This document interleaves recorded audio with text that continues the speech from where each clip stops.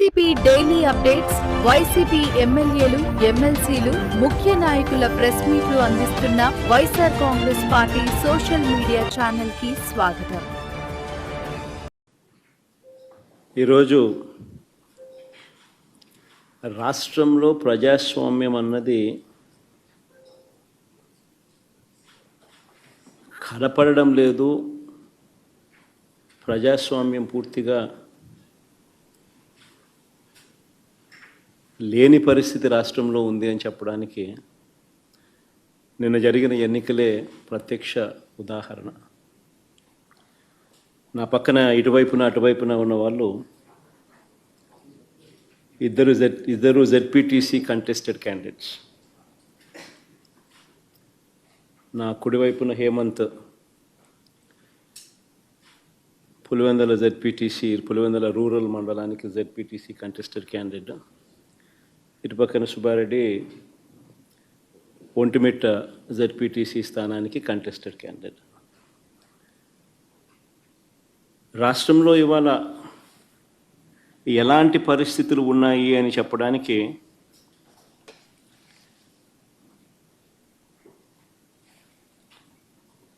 నిజంగా ఈ రెండు ఎలక్షన్లు ఒక ఉదాహరణ. అసలు మొట్టమొదటిసారిగా బహుశా రాష్ట్ర చరిత్రలో ఎప్పుడు జరిగి ఉండదేమో బూతుల్లో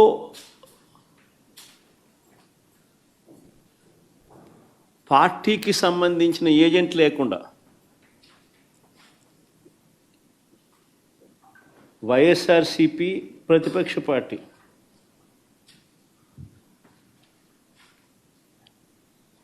పులివెందుల రూరల్లో జరిగిన జెడ్పీటీసీ స్థానానికి జరిగిన ఎన్నికల్లో 15 బూతుల్లో ఉన్న 15 బూతులకు ఎన్నిక జరిగి రూరల్ మండలంలో 10,600 ఓట్లకు సంబంధించిన ఎన్నిక.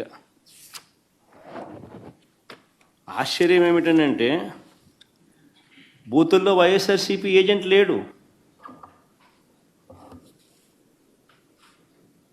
వైఎస్ఆర్సీపీకి సంబంధించిన ఏజెంటు బూత్లో కూర్చోకుండా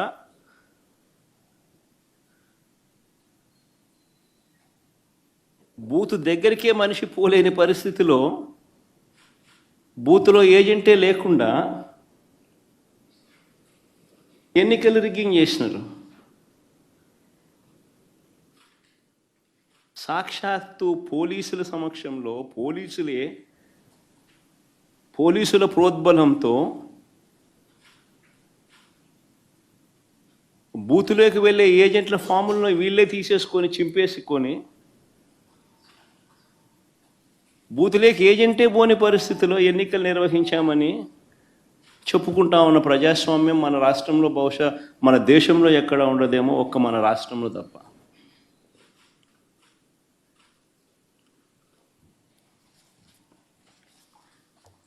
అసలు ఎన్నికల్లో బూత్ ఏజెంట్కు సంబంధించిన విధులు, బాధ్యతలు, హక్కులు ఏమిటి తెలుసా?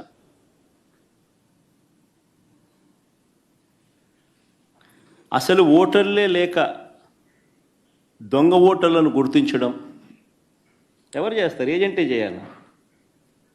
పోలింగ్ ఏజెంటే చేయాలి. బూత్లో ఉన్న పోలింగ్ ఏజెంటే ఆయనకు సంబంధించిన విధులు, బాధ్యతలు, హక్కులు ఏమిటి అని అంటే అసలు ఓటర్లా లేక దొంగ ఓటర్లా అని గుర్తించడం, ఓటర్ల జాబితాను తనిఖీ చేయడం, అక్రమాలు, బెదిరింపులు, ప్రలోభాలు పెట్టడాలు, ఫేక్ ఓటర్లు ఉంటే వాటిపై అక్కడే ఉన్న ప్రిసీడింగ్ అధికారికి వెంటనే చెప్పి వాటిపై ఫిర్యాదులను అధికారికంగా నమోదు చేయడం, ఇవన్నీ పోలింగ్ ఏజెంట్ బాధ్యతలు. ఇవే వివరాలు పార్టీకి కూడా తెలియజేయడం.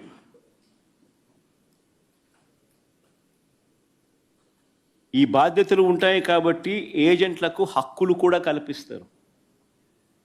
వారు ఖచ్చితంగా బూత్లో కూర్చునే హక్కు, ఓటర్ల జాబితాను తనిఖీ చేసే హక్కు, అభ్యంతరాలు తెలియజేసే హక్కు, పోలింగ్ రికార్డులను పరిశీలించే హక్కు, కౌంటింగ్ వరకు కూడా దీనికి సంబంధించిన సమాచారాన్ని పొందే హక్కు, ఇవన్నీ కూడా ఏజెంట్లకు ఉంటాయి.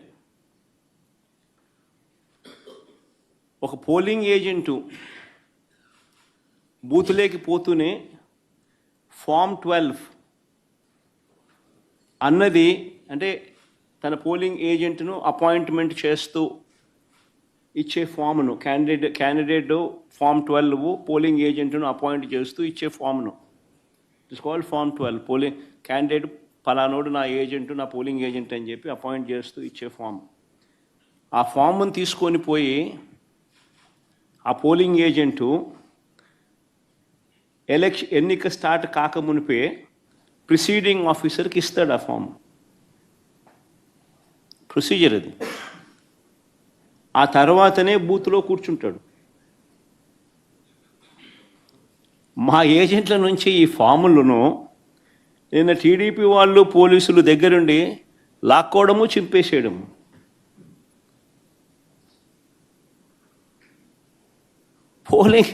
పోలింగ్ ఏజెంట్ అనేవాడు లేకుండా ఎలక్షన్ జరపడం అన్నది నేను ఎక్కడ చూడలా.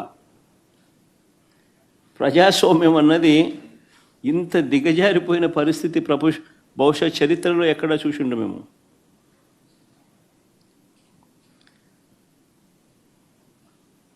ఓటర్ వచ్చి తన పేరు చెప్పిన తర్వాత, ఓటర్ మామూలుగా ఎన్నికల్లో పోలింగ్ రూమ్లోకి వచ్చిన తర్వాత యూజువలీ ఆ ఓటరు తన పేరు చెప్తాడు గట్టిగా. చెప్పిన తర్వాత పోలింగ్ ఆఫీసర్ రిజిస్టర్లో తన వేలుముద్ర కానీ తన సంతకం కానీ తీసుకుంటాడు. ఆ ఓటర్కు సంబంధించిన సమాచారాన్ని తాను పోలింగ్ ఆఫీసర్ ఆ రిజిస్టర్లో వేలుముద్ర అన్నా, ఓటర్ వేలుముద్ర అన్నా, వేలుముద్ర లేదా సంతకం అన్నా తీసుకుంటాడు రిజిస్టర్లో. ఈ రిజిస్టర్ నింపేది పోలింగ్ ఆఫీసర్, కానీ తనిఖీ చేసేది ఏజెంట్. అవసరమైతే తాను అభ్యంతరం చెప్తాడు. ఇది ప్రొసీజర్. పోలింగ్ ముగిసిన తర్వాత, అయిపోయిన తర్వాత ఫామ్ 32 అని ఉంటుంది. ఫామ్ 32ను నింపి ఆ బూత్లో ఎన్ని ఓట్లు వచ్చాయి అన్నదాన్ని రికార్డు చేస్తారు. బూత్లో ఉండే అధికారి ఆ రికార్డును ఏజెంట్కు ఇవ్వాల్సి ఉంటుంది. అంతేకాకుండా ఏజెంట్ నుంచి ఒక రిసీప్ట్ కూడా తీసుకుంటాడు ఆ ప్రిసీడింగ్ ఆఫీసర్. ఆ రికార్డుతో ఈ రిసీప్ట్ను కూడా జత చేయాలి.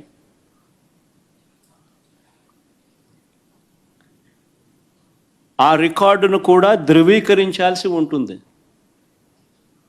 ఇది ప్రొసీజర్. బ్యాలెట్ బాక్స్కు సీల్ వేసేటప్పుడు, బ్యాలెట్ బాక్స్కు సీల్ వేసే ప్రక్రియ పూర్తయ్యే వరకు ఏజెంట్ అక్కడే ఉంటాడు. బ్యాలెట్ బాక్స్ సీల్పై కూడా ఏజెంట్ సంతకం చేస్తాడు.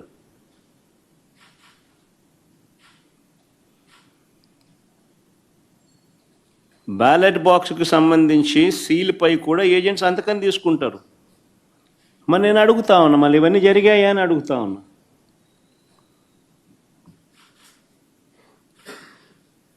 ఇవన్నీ జరిగాయా అని అడుగుతా ఉన్నా. అసలు ఏజెంట్లే లేకుండా చేసి ఎన్నికలు జరిపినప్పుడు దాన్ని ఎన్నికలని ఎలా అంటారని అడుగుతా ఉన్నా.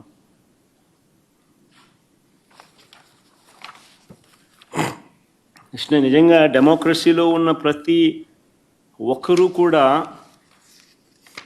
దీని గురించి ప్రశ్నించకపోతే, దీని గన ప్రజాస్వామ్యాన్ని కాపాడుకోలేకపోతే, గొంతు విప్పకపోతే ప్రజాస్వామ్యం ఇంకా బతకదు. అధికారంలో ఉన్న పార్టీ ఈ మాదిరిగా ఎన్నికలు నిర్వహిస్తే ఎన్నికలు అన్నది ఇంకా హాస్యాస్పదమే అవుతాయి. ఎన్నికలు పెట్టాల్సిన ఎన్నికలు ఇంకా ఏం జరపాల్సిన పనులా, ఇంకా మన ఇష్టం గుద్దుకోవడమే. కానీ ఎన్నిక అని చెప్పి చెప్పాల్సిన పని కూడా. రాష్ట్రంలో ముఖ్యమంత్రి స్థానంలో ఉన్న చంద్రబాబు నాయుడు గారు నిజంగా అందరికన్నా బాధ, అన్నిటికన్నా బాధ ఆయనతో చేతులు కలిపి అంటగాగుతా ఉన్న తన ఎల్లో మీడియా.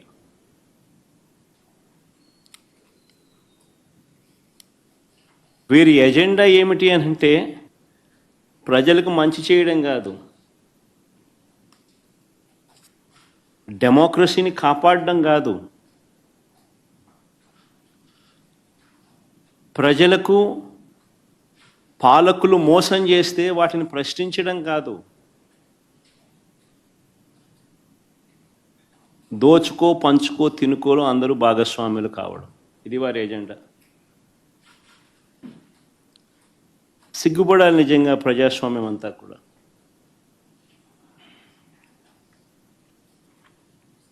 ఈరోజు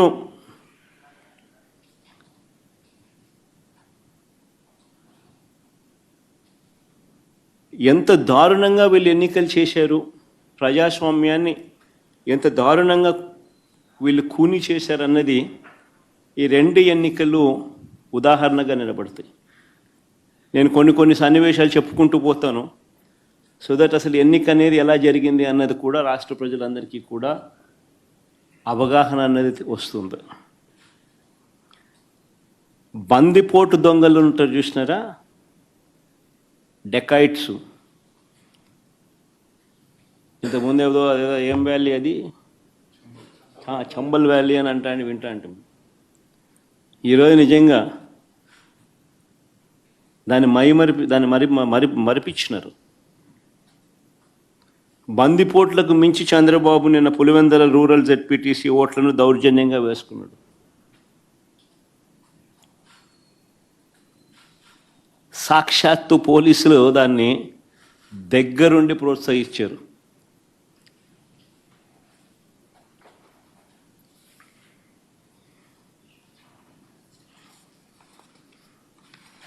నేను చంద్రబాబు గారిని ఛాలెంజ్ చేస్తా ఉన్నా, అయ్యా చంద్రబాబు గారు, మీ పరిపాలన మీద నీకు నమ్మకం ఉంటే,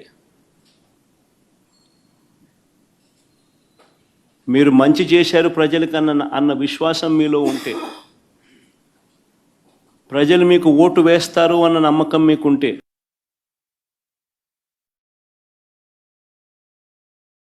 ప్రజాస్వామ్యబద్ధంగా సెంట్రల్ ఫోర్సెస్ను దింపండి. సెంట్రల్ ఫోర్సెస్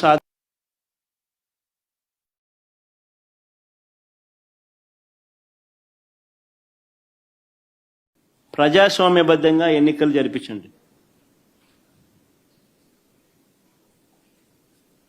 నీకు ఆ నమ్మకం లేదు కాబట్టి, మీరు ప్రజలకు చేసిన మంచి ఏది లేదు కాబట్టి, సూపర్ 6 సూపర్ 7 అన్నింటా మీరు మోసమే చేశారు కాబట్టి, మీ పాలన అంతా కూడా రాక్షస పాలన కాబట్టి, ప్రజలు మీకు ఓట్లేసే పరిస్థితి లేదు కాబట్టి ఇంత విచ్చలవిడిగా ప్రజాస్వామ్యాన్ని కూని చేస్తూ ఉన్నారు. నేను అడుగుతా ఉన్న చంద్రబాబు నాయుడును, ప్రతి బూతుకు సంబంధించిన వెబ్ కాస్టింగ్ను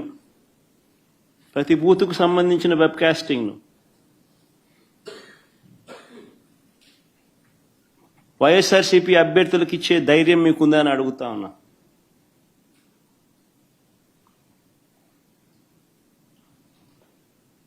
పోలింగ్ బూత్ ఆవరణల్లో సీసీ ఫుటేజ్ను ఇచ్చే ధైర్యం మీకుందా అని అడుగుతా ఉన్నా.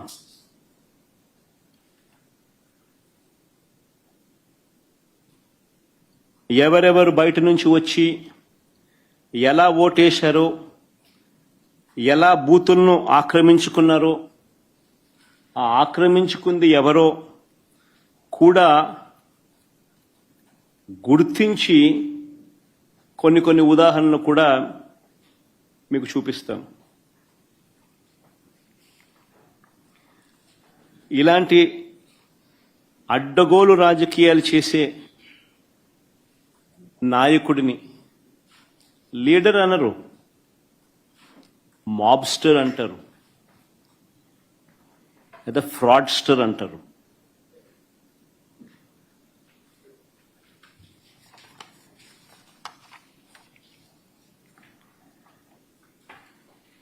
ఉదాహరణ నేను చెప్తాను, ఎంత దారుణంగా ఈ మోసము అనే కార్యక్రమము, అన్యాయం అనే కార్యక్రమము జరుగుతూ వచ్చింది అన్నదానికి నిదర్శనాలు చెప్తా. సాధారణంగా ఎన్నిక ఎప్పుడైనా జరిగినప్పుడు ఏ ఊరిలో సంబంధించిన ఓటర్లు అదే ఊరిలోనే ఓటేస్తారు. ఇది మామూలుగా గతంలో కూడా జరుగుతూ ఉన్న ప్రక్రియనే. గత ఎన్నికల్లో కూడా